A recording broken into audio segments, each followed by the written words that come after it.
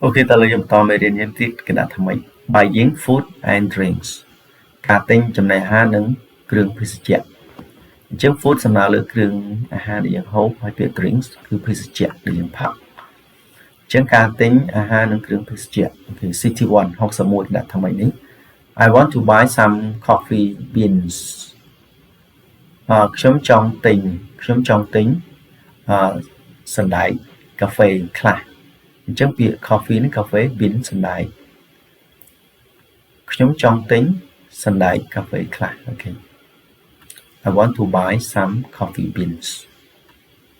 Okay, 62 លេខ62 The bakery smell so good. អញ្ចឹង bakery នេះគឺហាងដុតនំ smell ធំក្លិន so good នោះគឺធំក្លិនឈ្ងុយធំក្លិនល្អមានន័យធំក្លិនឈ្ងុយបើហាងដុតនំធំក្លិនឈ្ងុយហ្នឹង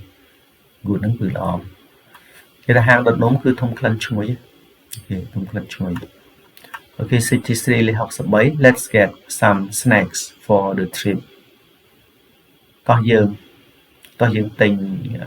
អាហារកំដរមាត់ snack ហ្នឹងអាហារកំដរមាត់សម្រាប់ការធ្វើដំណើរកាលណានិយាយពី snack គឺអាហារហ្នឹងគឺលក្ខណៈជាអាហារតម្រន់តិចតួចឬក៏អាហារកំដរមាត់ដូចជាគ្រឿងកញ្ចុចកញ្ចប់អីហ្នឹងណាអូខេ for the trip សម្រាប់ការធ្វើដំណើរដូចយើងជិះឡានទៅនេះទៅនោះយើងទិញអាហារញ៉ាំលេងលើឡានណាមានញ៉ាំយកឆ្អែតទេអា snack ហ្នឹងអូខេ let's get ពេលហ្នឹងសំដៅលើទិញ let's មកពី let us តោះយើងគេស៊ីកាត់គេបន្តឯងនេះហ្នឹងវាទៅជាបន្តឯងហើយតោះយើងទិញអាហារខ្លះសម្រាប់ការធ្វើដំណើរ 64 លេខ64 This restaurant sell fresh fruit juice restaurant មានន័យថាភោជនីយដ្ឋាននេះលក់ទឹកផ្លែឈើស្រស់អញ្ចឹងពី restaurant ភោជនីយដ្ឋាន sell នឹងលក់ fresh នឹងស្រស់ fruit juice ទឹកផ្លែឈើអញ្ចឹង this restaurant ភោជនីយដ្ឋាននេះ sell លក់ fresh fruit juice ទឹកផ្លែឈើស្រស់អញ្ចឹង juice សម្រាប់លើទឹកផ្លែឈើ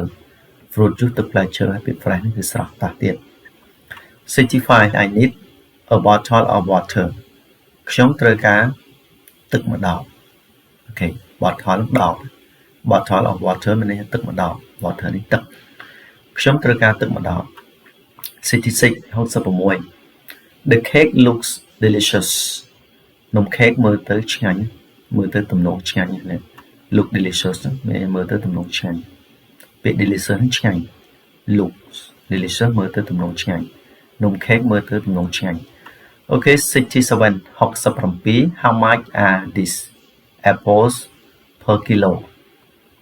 How much នេះថ្លៃប្រមាណ these apples ផ្លែប៉ោមទាំងនេះ per នោះក្នុង1គីឡូគឺគីឡូដដែល How much are these apples គឺថាផ្លែប៉ោមទាំងនេះមានតម្លៃប្រមាណក្នុង1គីឡូអូខេ 68 The oranges are sweet and juicy គេថាក្រូចគឺផ្អែមហើយមានទឹកច្រើនណាអញ្ចឹងពាក្យ oranges ក្រូច and sweet នឹងផ្អែម and juicy មានន័យថាមានទឹកច្រើនអូខេ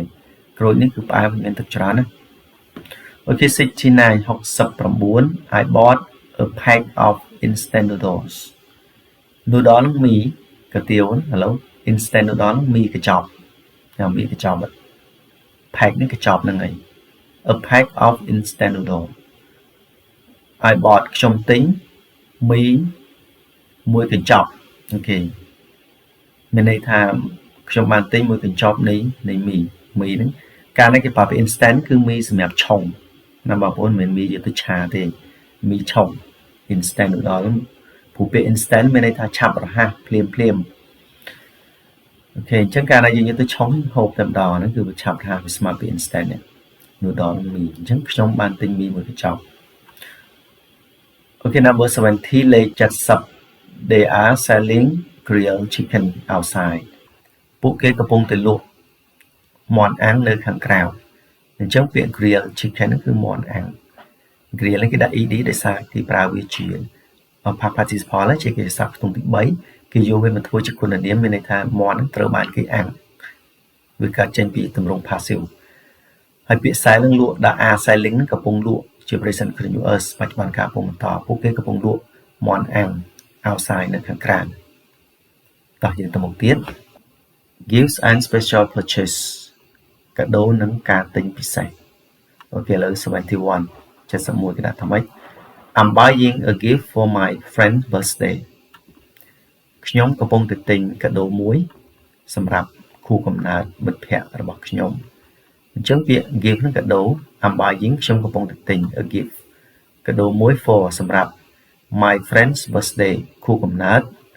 មិត្តភក្តិរបស់ខ្ញុំអូខេ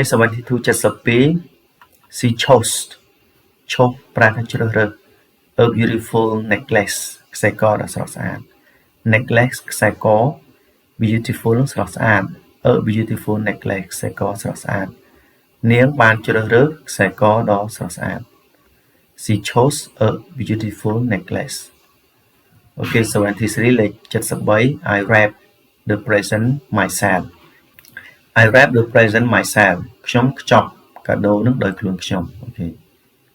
អញ្ចឹងពាក្យ wrap ខ្ចប់វិចខ្ចប់ហើយពាក្យ present នឹងកាដូ myself នឹងមានន័យថាដោយខ្លួនខ្ញុំអូខេ74 74 he bought flowers for his mother គាត់បានទិញផ្កាសម្រាប់ម្ដាយរបស់គាត់អញ្ចឹង he នឹងគាត់ bought បានទិញ flowers ផ្កា for នេះសម្រាប់ his mother ម្ដាយរបស់គាត់គាត់បានទិញផ្កាសម្រាប់ម្ដាយរបស់គាត់ The perfume smell amazing អញ្ចឹងពាក្យ perfume មានន័យថាទឹកអប់ smell ធំក្លិន amazing ធំក្លិនអស្ចារ្យណាស់ amazing ហ្នឹងគឺមានន័យល្អអស្ចារ្យណាស់ទឹកអប់គេដាក់មានក្លិនឬក៏ធំក្លិនក៏បានដែរល្អខ្លាំងណាស់អូខេ amazing អូខេ76 76 I spend a lot of money ខ្ញុំបានចំណាយលុយជាច្រើនអញ្ចឹងពាក្យ spend នឹងចំណាយខ្ញុំបានចំណាយលុយជាច្រើន on the gift ទៅលើកាដូនិងទៅលើការទិញកាដូខ្ញុំបានចំណាយលុយជាច្រើនទៅលើការទិញកាដូអូខេ77 77 This toy is perfect for a child This toy របស់ក្មេងលេងនេះគឺល្អខ្លាំងណាស់សម្រាប់ក្មេងអញ្ចឹង toy សំដៅលើរបស់ក្មេងលេង This toy របស់ក្មេងលេងនេះ is perfect គឺល្អខ្លាំងណាស់ for a child សម្រាប់ក្មេង Number 78 I got a free gift